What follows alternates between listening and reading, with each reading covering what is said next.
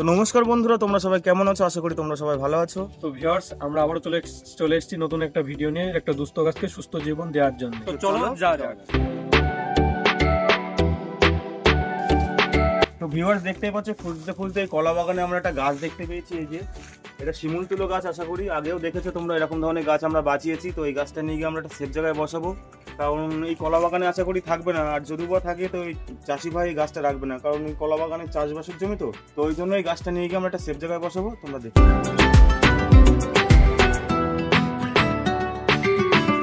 তো viewers finally অনেক কষ্টের পরে দেখতেই পাচ্ছ গাছটা কত সুন্দর লাগছে, আমাদের তোলা হয়ে গেছে।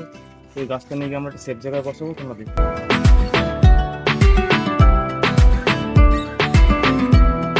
তো ভিউয়ার্স দেখতেই পাচ্ছ এই সুন্দর গাছটার জন্য একটা সুন্দর জায়গা খুঁজে পেয়েছি আমরা, খোলামেলা জায়গা রাস্তার পাশে। এখানে এই গাছটা লাগাবো। তো বেশি কিছু আর বললাম না, তোমরা ভিডিওটা দেখো।